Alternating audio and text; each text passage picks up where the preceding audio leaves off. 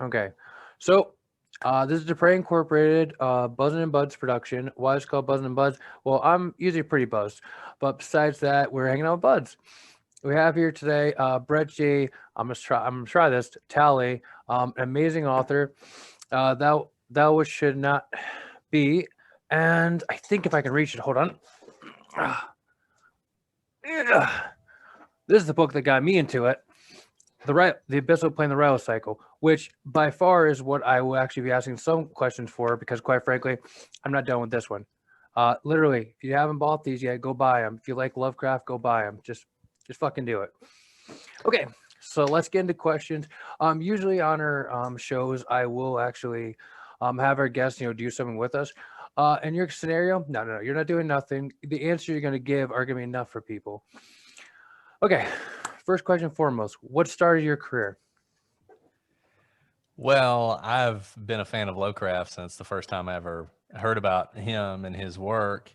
And I had read everything that Lovecraft had ever written, and I had read pretty much everything anybody else had ever written that was in the Lovecraftian genre.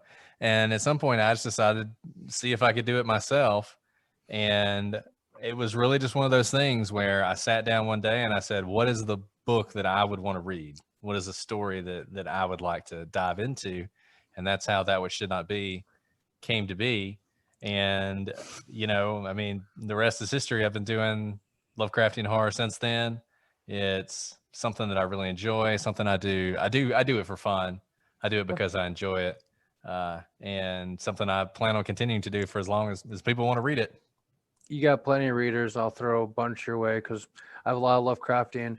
Not only, for instance, one of my last, interviews like this was by Travis Van Groff, and he actually made Dark Dice, which the silent one is actually based off of Lovecraftian things and some other things. I'm not gonna ruin that. If you watch it, you get it. If you haven't checked out his podcast, our D&D game, holy shit, do it. I'm using it in a podcast. It's fucking awesome. No, it's true, man. It's Oh, that's awesome. awesome. He actually, well, it's called the campaign setting is right for this Domain of the Mad God. I'm thinking to myself like, Nyrothop, or is it the other one? Now, this is not my list, but I have to ask this. Okay. Your other book is something to do with fiddle. What is the name of it? The Fiddle is the Devil's Instrument Yes. is yeah, it's a collection of short stories, actually. Now, question: was that one based off of Lovecraft's short story where he went through a corner and found the fiddle player on top of a roof, going against the basically keeping the Cthulhu shit at bay? Was it Like the based on music that? of Eric Zahn, is that what you're talking about? Exactly. That's what it Yeah. reminded you of. Yeah, I mean, it has it definitely, the story itself is definitely inspired by that. The title, the Fiddle is the Devil's Instrument, is actually from a Manly Wade Wellman story Okay. called 9 Yards of Other Cloth. Which, if a lot of people haven't heard of Manly Wade Wellman anymore, he used to be huge in horror, great short story writer, and I mean, 9 Yards of Other Cloth is one of the finest short stories ever written. So just look it up, read it. I Okay. love that story, and I always wanted to sort of do some sort of homage to it. So the story itself is much more in the vein of Eric Zahn, but the title comes from Nice. that. Very cool. Very cool. Um, you're gonna love me on this one. What was your first story about? What was my first story about? The first story I ever Yeah. wrote? Yep. The very first story I ever wrote, I was in second grade, and I wrote a vampire story. So it Uh, was like 5 pages long. I still remember it. And at one point, my main character defeats a vampire with a pizza with extra garlic. So I don't know how sophisticated it was, but that was the I, first time I ever sat down and said, "Hey, I'll write something." you know So what? I've been doing this for a while, I guess. If I ever actually bring a vampire to our podcast D&D game, I am going to have that happen as a spoof in it because it would be too funny. It was, yeah. I thought it was pretty clever myself. All right, so I'm not going to give off. So this is actually next question, kind of for this book. Hmm. Um, but I'm not going to give away where it is in the story, but it's more about the action. So And this is gonna sound really left field, so forgive me. Mm. But that's where we are. We're like raw and uncut with this stuff. So how can you write about the death of children being eaten by creatures? I mean, does it bother you? Where do you draw the line? Where do Yeah. you draw the line? I mean, that's okay. So I'll answer the second question first. Where do you Yeah. draw the line? I really think, particularly in horror, that if you can figure out where your line is and then push yourself beyond it, that's when you can get the really horrific stuff. Because if it's too much for you, if it horrifies you, it's going to horrify your readers. Mm. That part of the story at the time, I didn't have any kids. I have kids now. I don't actually know. I think it would be much more difficult now to write that Yep, it is. than it was at the time. But at the time, I just, I really wanted to go for it. And if you've read some of the other stories, and that's just yeah. that's just part of it. That Don't say too much about that. I don't want to say too much about it, but yeah, the whole children thing is a part of it. So Okay. I mean, I get that. Writing now, I can't write about that. I mean, the most messed up thing I've ever read, like what you said, I can deal with that. George Orwell, on the other hand, talking about people's hands being blown off, everyone watching it, that's some fucked up shit. yeah. So what you wrote, explainable, understandable, because it's cosmic horror. Cosmic horror doesn't give a fuck if you're human. No no fucks given. Right. All right. And like I said, I like to pride myself on the questions you're never going to be asked. I mean it. No, seriously. Okay. I'm excited to try and answer them. No, I literally, you look back at any of our interviews, I always get my customers. I call you customers. I don't know. I'll call you whatever you want. Friends, whatever. Why the dog's name? Why the idiot god? Why'd you name your dog the idiot god? Well, yeah. So my dog, people who don't know, we call him Nyla for short, but his name is Nyarlathotep. And Nyarlathotep was a little too much for the dog, probably. So we sometimes we call him the barking chaos. But when I was actually my second book, He Who Walks in Shadow, is about Nyarlathotep. He plays a big role in that book. And so when I was writing it, my wife always reads stuff as I write it. She's critiques it and gives me edits or whatnot. And she kept calling Nyarlathotep Nyla, and it was a super cutesy name. And I kept saying, "You can't call him Nyla. That's too cute." And then and then right around the time I was finishing that book, we got our dog, and we were trying to decide what we were going to name him. And that was like, it just seemed obvious. So that's how we ended up with the dog named Nyarlathotep. I'm loving it. So you already answered my next question, which why did you decide on Lovecraft? Like genre. You've already answered that. It just appealed to you like many others. And I mean, the best thing about Lovecraft's world is he said, use it freely. Right. And I think that's why I like to talk about this, because I think we're way too litigious and way too copyright focused and way too protective these days. I mean, there's a reason you have 50 versions of Romeo and Juliet and one Star Wars, right? Because, you can't, all these people who have all these great ideas out there, and they can't touch it without getting sued into oblivion. And that was the great thing about Lovecraft, is he wanted people to use his stories, and he wanted people to use his characters because he thought it added to the sense of reality.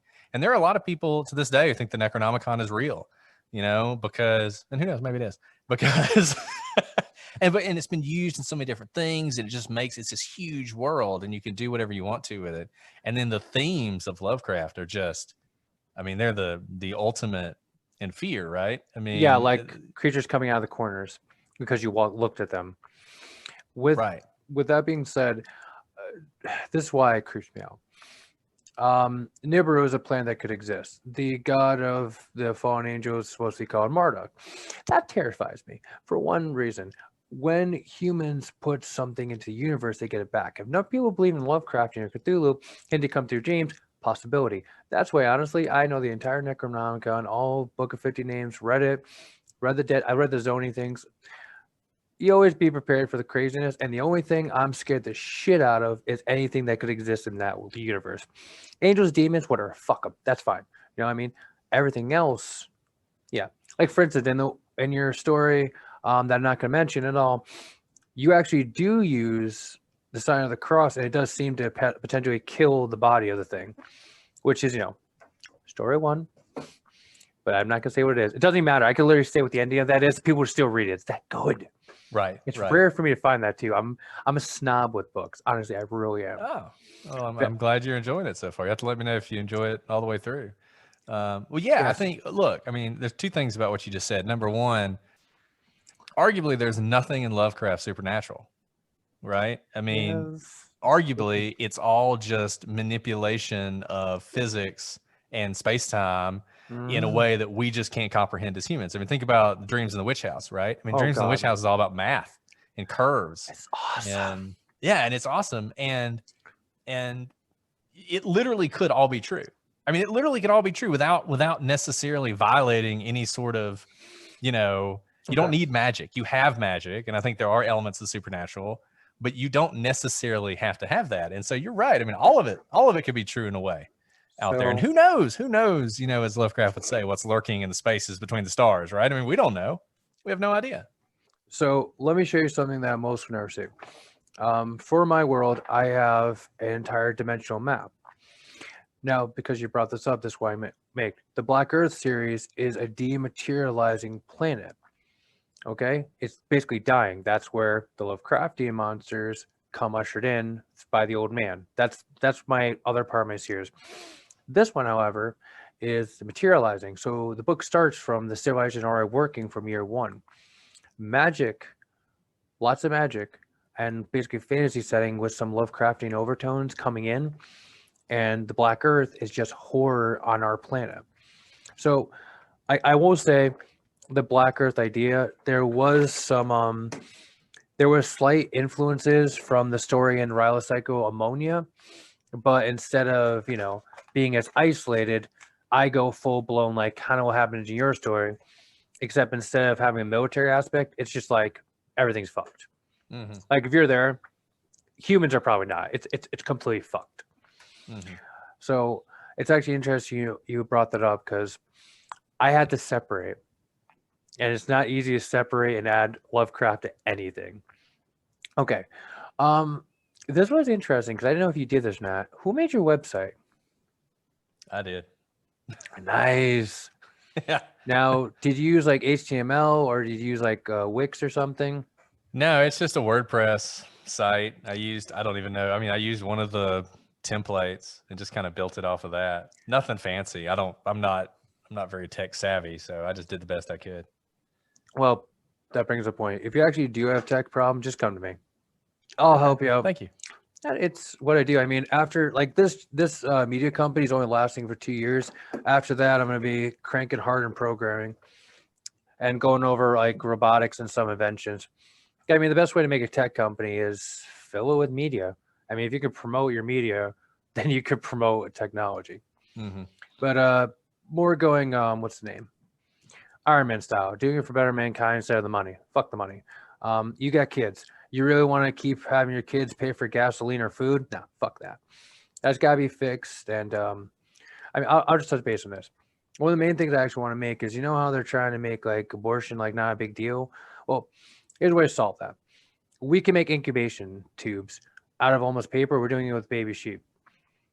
Transfer it from one parent to another. So if one woman doesn't want it, but another one wants it, make that happen. That's something I do want to make because don't waste life.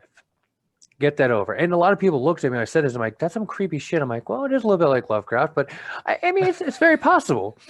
But I mean, it Prenatal adoption, basically. well, hey, there's a lot of people that just want a kid, and it's just hard for them. 100%. Okay, so I really enjoy talking to you. I gotta get you on my podcast as a D&D character. I gotta get that going. Anytime. Listen, I have the character you're gonna love, right? His size changes, curly mustache, pinstripe. He's called Mr. C. You can guess who he is, but he's always just sitting there with spiral glasses and a Pop-Tart. That's it. He's the Nice. most, and I put in my stories too, but it's basically freaking Cthulhu. It really is him. Hey, listen, gotta add comedy where you can. All right, so now this doesn't have to be one of your books, but what book would you recommend for people? Like hands down, any time. It could be yours, it could be something else, whatever you prefer. Let me make sure I get the name of this one right. My favorite. Well, there's a couple books I'll recommend. My Okay. my favorite, William Holloway, who has a story in that book in the Abyssal Plain. He wrote the first one. He wrote Ammonia. I tried getting Um, him. I cannot reach out to him. He's Really? Yeah, he's awesome. I love that guy. He's great. Now, he's hard to get in touch with because he's got like 3 jobs and 10 kids and like all this other stuff, right? So he's always really Whoa. busy. If you haven't read, you should read his first 2 books. uh, The Song of the Death God, which is a great title. I wish I could murder him and steal that title. that And is. The Immortal Body. Those 2 books are fantastic, and they're books that I think most people probably have not read. Another book that I think is a little Yeah. bit more mainstream but is amazing Yeah. is The Fisherman by John Langan. That sounds so familiar. It is really good. It is fantastic. And it's very Lovecraftian, but it's so original, and it's like a story within a story within a story. And I would say between The Song of the Death God and The Fisherman, run out and buy those books immediately and read Okay. them. They're great. I did add one of them to my Amazon list, but my wife won't let me buy anything right now because I spend too much on books. It's a problem. It's a problem. Yeah. There's too many books, not enough time. Okay, so this is a 4-parter. It's about the abyssal. Yeah, this is about the abyssal Ryla cycle. Okay. Okay, how did you come up with the name? What? So the name of the book was, so William Holloway came up with the Abyssal Plain, Mhm. and then I added in the Ryla, however you pronounce that, cycle, because we wanted to make sure everybody knew that we weren't just, this wasn't like a science book talking about the creatures on the Abyssal Plain. Yeah. So we wanted Fair to make enough. sure people understood that this was about the return of the old ones, and just in case they weren't sure, we managed to slap like a gigantic Cthulhu on the cover, Yeah, just in case you didn't know what the book was about. And it's beautiful. I mean, it's such a beautiful, that art is just amazing. Yeah, it is. Yeah, so that's how we came up with it.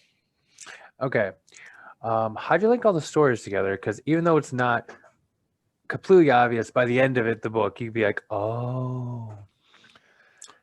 So I'm a really big fan of that style. I don't know what that style is called, but I'm a really big fan of it. Awesome. Obviously, that which should not be is that, right? Like individual stories with a frame story where everything comes together at the end, and you think everything is different, independent, doesn't have anything to do with each other, but it has these little connections, and it brings everything together in some way. And I've done several books like that. We had a series which is not Lovecraftian called the Limbus series, which is all sci-fi. And we did 3 books in that one, and we had some great people on that, Joe Lansdale and Laird Barron. I mean, we had some great people who took part in that series, and it was the same type of thing. You had all these stories with sort of a weak connection, so each author can do his own thing, tell their own story, but at the end of the day, it's not just an anthology. It's not just reading 4 good but not connected stories. There actually is a connection. And it worked out really well. And basically we had a very, like, a 1 page with some background on what was going on here. And then after that, everybody could take it and run with it as they saw fit. And, you can see all the stories are very different, but they have little connections that connect them together. Okay, so I can kill off was there a story arc because there was a minor one, which is basically more of an outline. So here's a good one because, and by the way, you can skip this. You have no right. You have no reason you have to answer this. I mean it. You don't have to answer this. But was there tension between the writers? Not really, not at all, frankly. And I'll say this: I've worked with a lot of writers. I've done a lot of these anthologies. I've edited a lot of stuff, and for the most part, folks in horror are great. I mean, they're really awesome, and they're like good to work with, and they'll listen to suggestions, and they'll tell you. I mean, if they don't agree with what you're asking them to do, then they're going to tell you no, and that's fine. But everybody was really easy to work with, and I wish I had complaints. I wish I had some juicy stories to tell you about us like yelling at each other and throwing stuff at each other, but we just didn't have that. Everybody worked really well together. All right, I can get that. Let me see here. No, I think I already. There's a few here that I kind of already can tell what they are, so I can just skip them over. All right, this is a good one because I know this feeling and it sucks.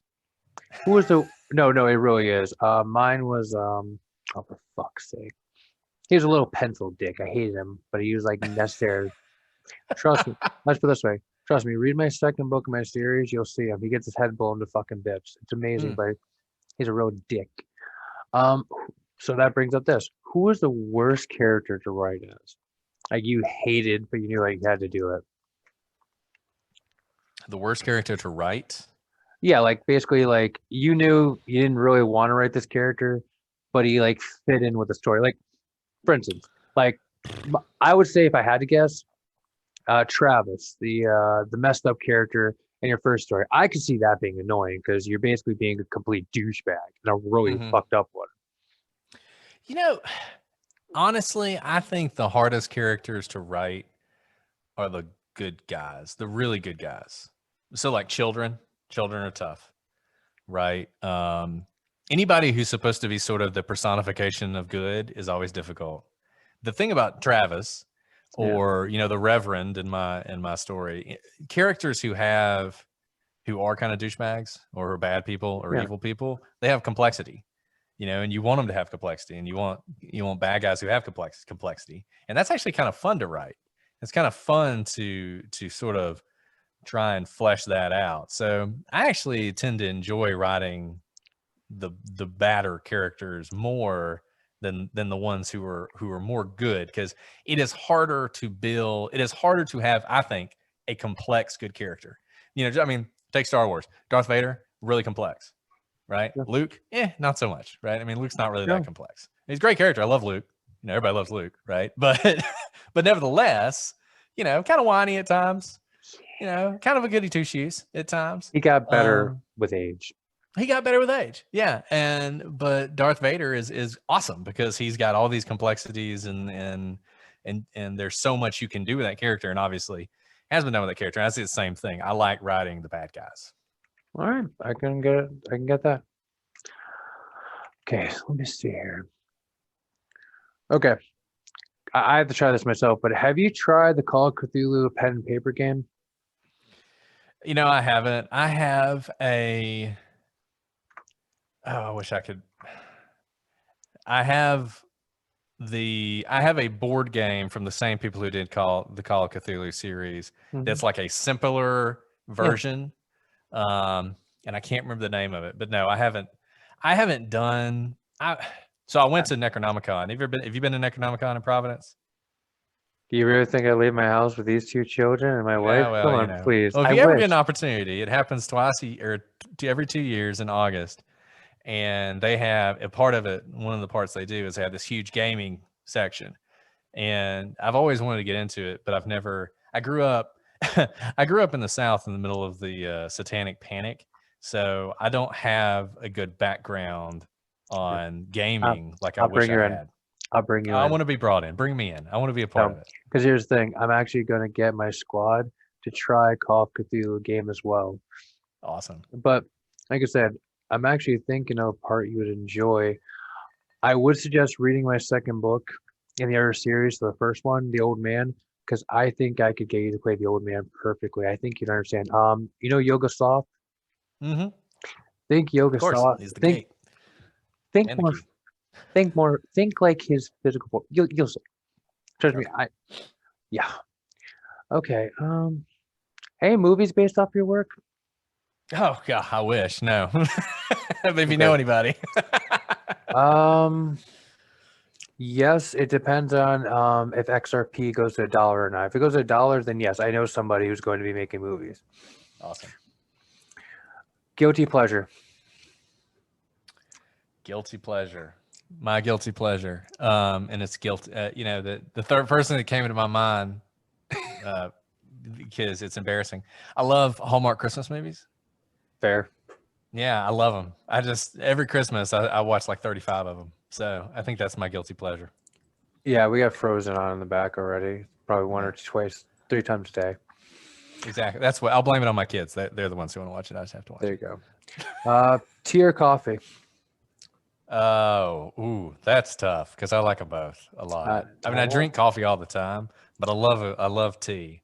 I love like Japanese, like matcha tea, the powdered green tea. Ah, so good. Mhm. Big fan, big fan. But Um, I like them both. I think it just depends on the circumstance, the I think situation. I think it's called Uncle Ben's green tea or Uncle Lee's green tea. It's good shit. I drink it, Uh-huh. but I can't have too much of it because, like I said, I'm here majority of the time of my job. I can work out a little bit, but it's tea and coffee speed up my metabolism. So I'm like, Mm. all right. What's the one Lovecraftian creature, no matter what, you just don't want to fucking deal with? Like, just no. Huh. That's a good question. Um, I wrote a story about Sugatha, which once you've written one about the frog god, I feel like you can do any of them. Um, I mean, I like them all. I mean, I don't know that I've got any limitations on what I'd want to dive into. No, this isn't dive into. We're saying you just don't want to fucking see it. You want to Oh, think you're talking about it. about experience. I thought you meant Yeah. right. No, Whew, no. Some of you shoot, just. man. Um, mm. Are there any you want to see? I I mean, the thing mean, about Nyarlathotep is he's the only one that interacts with humans on like a human to human basis, right? yep. Now he still normally blows your mind, but Oh yeah. You can hear him. I can hear him now. Yeah. He's in the other room. Yeah. See, that's what I deal with. Like I said, his I'll tell you what it is. He lost the ability to talk. He's now 5 years old. Check this out. Ready? Open. Mom, dad, share, help. Thank you. Hmm. Sorry. Literally, I'm learning sign language, trying to talk with him. So when he screeches Yeah. like that, he's not being bad. He's trying to frustrate and say what he wants. Oh, yeah. No, I hear you. So, Absolutely. all right. Um, we nah. I'm gonna trick you because I don't Okay. think you know about this, but I know a lot about it because it freaks me out a little bit. What are your thoughts on the Watchers? The Watchers. You mean like the Nephilim Watchers? Not those Watchers. Okay, so check this out because, like I said, Okay. I already took off one of my questions because I already knew the answer. When you are to speak one of the books, the characters of the books of 50 names, or the 50 incarnations of Marduk, the first thing I ask you to do is to summon the Watcher to guard you. There's supposed to be about four of them. Three that come and help humans to actually do summoning, and the last one always stands in their plane with a sword that apparently can end everything. We're talking Hmm. old ones and ancient ones. So I don't know if you're aware of them, but it was something that was in that book. Like it makes sense, but the only thing is if you disrespect it, it can kill you as well. I don't want to deal with those at all. They sound fucked up. Yeah, they do. Have you seen? There's a movie I was trying to that reminded me as you were Yes. saying this about a woman who it's so basically it's this woman who is looking to contact the angels or whatnot Yes. to try and exact some revenge, and it's in Ireland, and she meets with this guy, and they go to this place out in the middle of nowhere, and they do this whole ritual to try and raise. And it sounds exactly what you're talking about. Um, but I can't remember the name of it. I know what you're I'm gonna talking figure about. out the name of it. Great movie. Dark Sounds a Song. lot. Dark What was it? Song. A Dark That's Song. Dark. That's it. Yep, a Dark Song.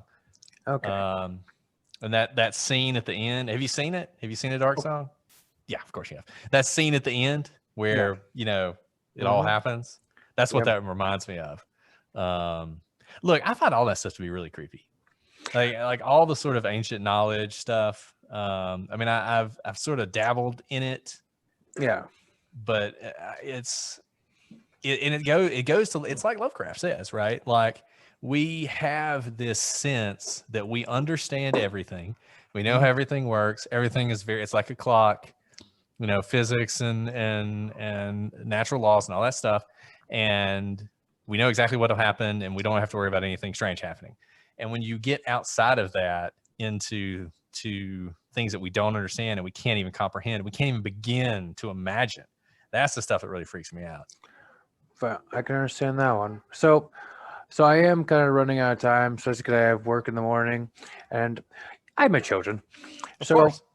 first, could I get to read at least one of my stories and just get a little feedback from you? 100%. Absolutely. Happy to. Okay. Yeah. All right. Well, I will send it to you. Now, this is the next part that I always give my audience the chance to do. What do you want to say to the people? Like your word to the wise, like your word to anyone who sees this, anyone who believes in you, or even family members. What would you like to say to them? Wow, that's tough, man. Well, I mean, number one, anybody who reads what I write or reads what anybody else writes, thank you so much for supporting people who, in independent horror. That's where all the good stuff is. And Mhm. we wouldn't be doing this without you guys, and we do it for you guys. And the other thing I'll say is it's a tough world out there, and it seems like it's only getting worse. So, keep your heads up.